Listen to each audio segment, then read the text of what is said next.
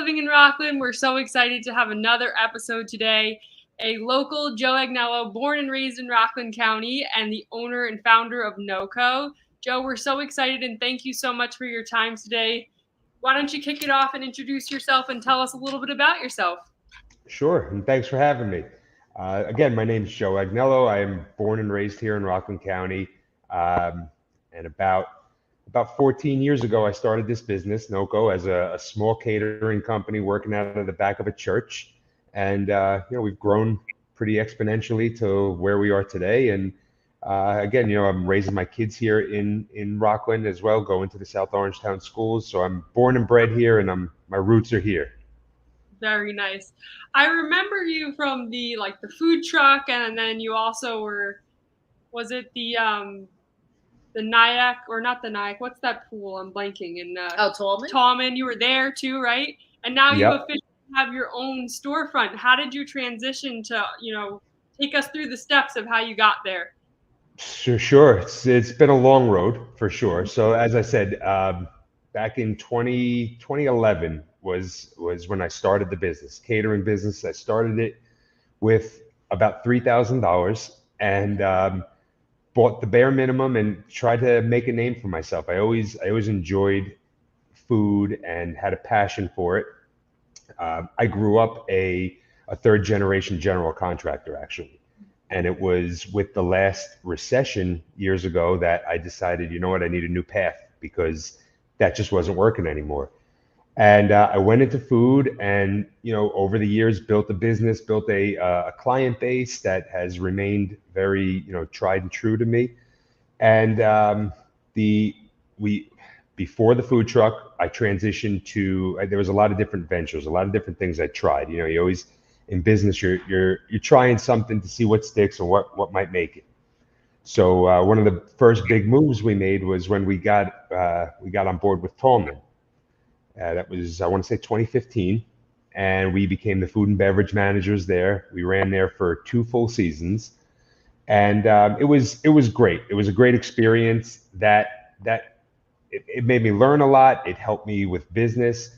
But it also made me learn that, I needed to kind of hone in on my own business and make sure that I wasn't neglecting that, because it kind of felt like I was spread a little too thin in different areas.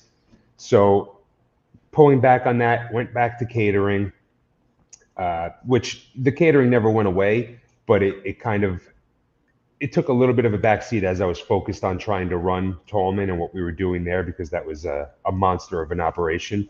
Of course. And then it wasn't until, the business has built year after year, and thankfully everything has been a gradual progression. It was in 2019 that I decided I wanted to get the food truck. So I bought the food truck, and we had it stationed for everyday use. Because that's kind of what we were missing. We would work in the kitchen Monday through Friday to make our money Saturday and Sunday. Mm-hmm. Yeah. And I was always missing that. Okay, well, we're working here anyway. Why can't we be doing something while we're working and making money while we're working?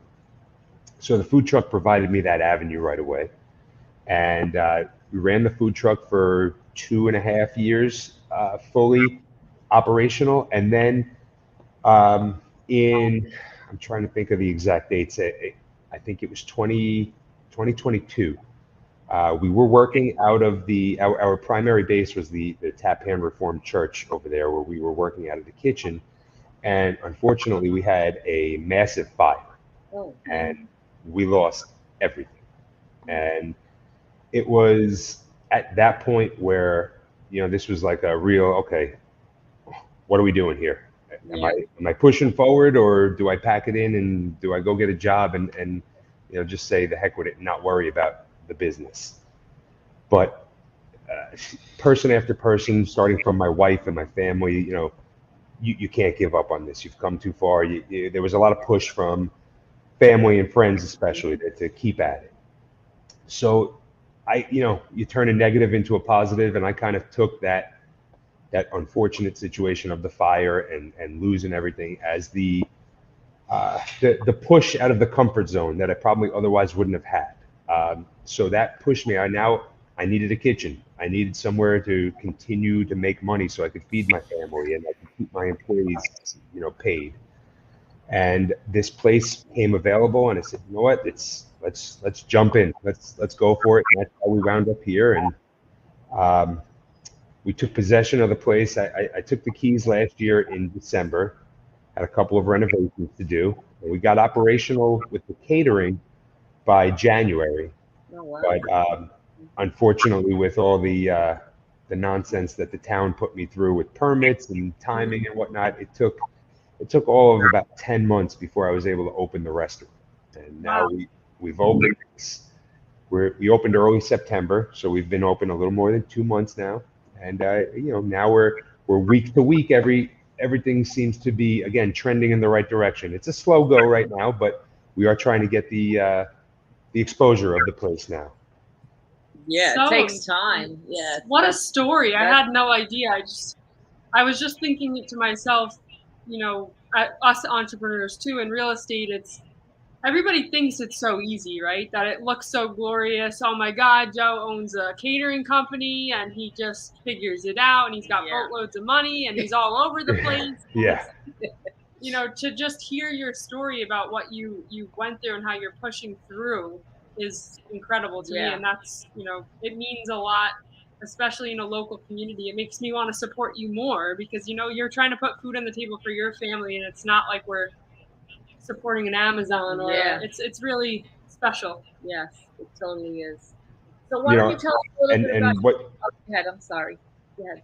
I'm sorry. Yeah. What I was going to say is, you just touched on the community and the community support, and especially after the fire, but throughout my entire career, but especially after the fire, the outpouring of support that I had was so humbling, and it was amazing as well because you feel like you're on an island and you're by yourself, and then the community kind of puts you on their shoulders and picked you up and helps you out, and it's really awesome. I'm really grateful for that as well. That's amazing. Yeah.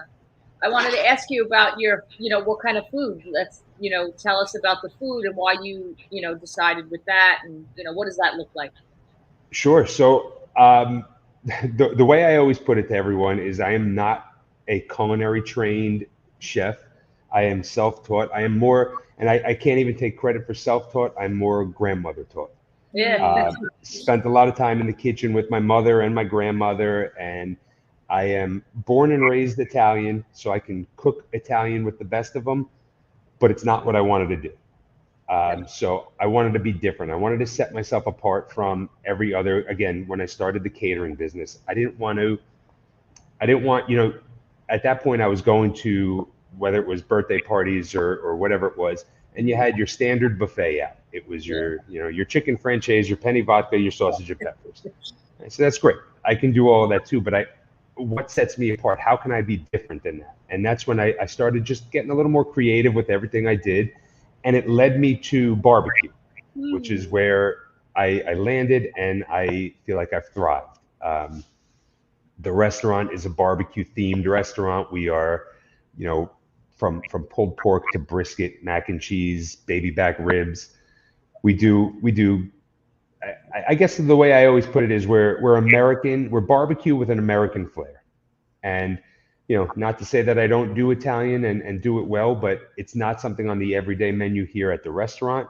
But it is still very popular with the catering. Yeah, I'm sure.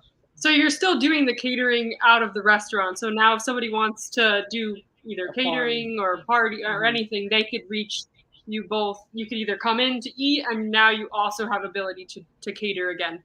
Yes, absolutely. Yeah, the catering, again, the catering has afforded me this move and this journey. So the catering won't go away. That is my backbone, and I can't abandon that. That's what has gotten me to where I am today. So that's really the backbone of the business. This is the next. As I said, there was many different ventures along the way. And this is the next, and I promised myself this is the last venture in a while. I'm ready to I put my time and money into this place, and now I'm ready for it to kind of just give me some smooth sailing for the next couple of years. I've been through a lot, and I'm ready for it to kind of calm down and level out. Now, will you do catering? Like, do you have space where you could throw, host parties and different things like that?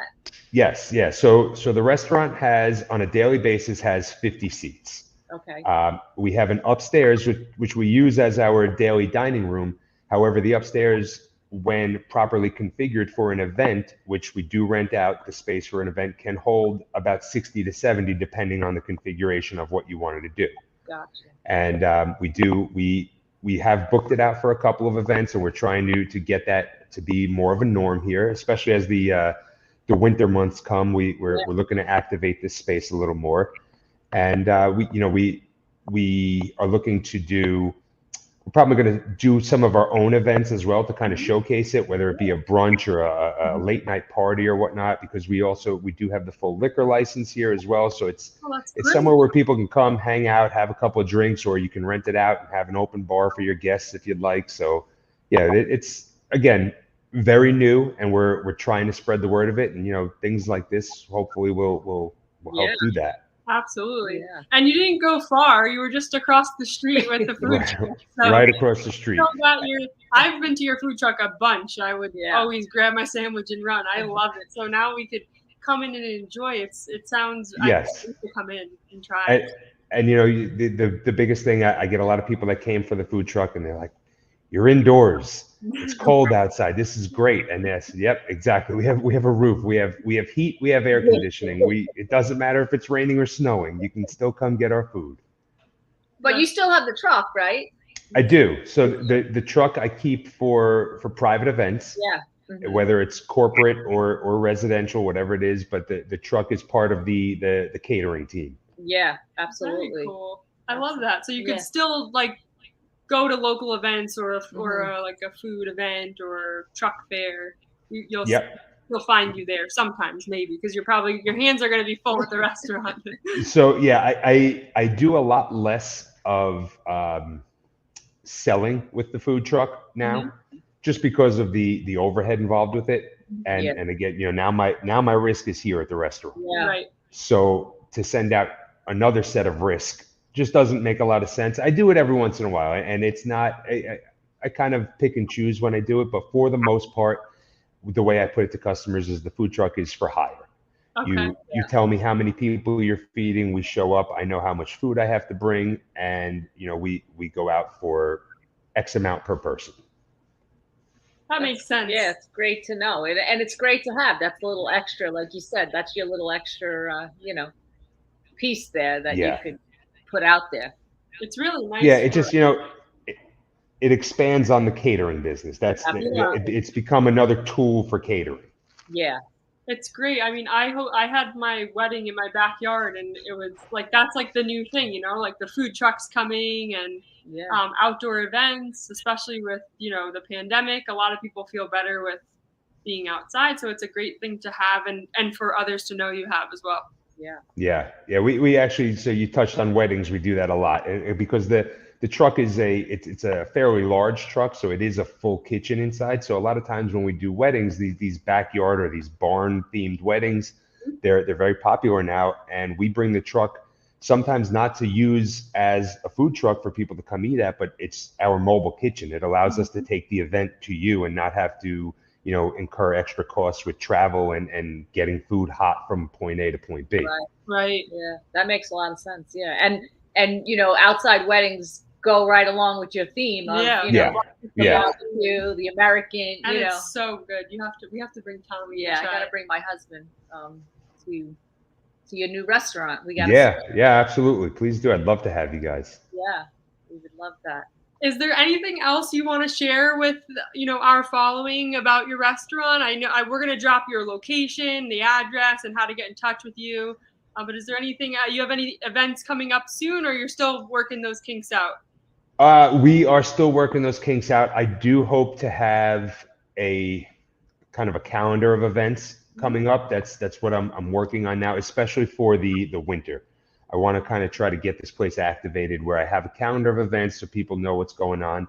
Again, I know very vaguely, I don't have anything specific yet, but I'm looking to do brunches probably once a month, because we're closed on Sundays and Mondays here. So I would open on Sundays for a brunch. I know, you know, my wife and friends are always going to those themed boozy brunches. So I want to jump on that bandwagon because we have the space for it. So I want to do that. We just this past weekend had a late night party that we said. So we close Saturday nights. Every night we close at 9 o'clock. And this past Saturday night at 9 o'clock, we turned over and we did basically an open bar kind of party. It was a rock and roll themed party, and we had probably about 60 people here, which shows it was a good turnout. So I plan on building on that. Yeah, that's so great.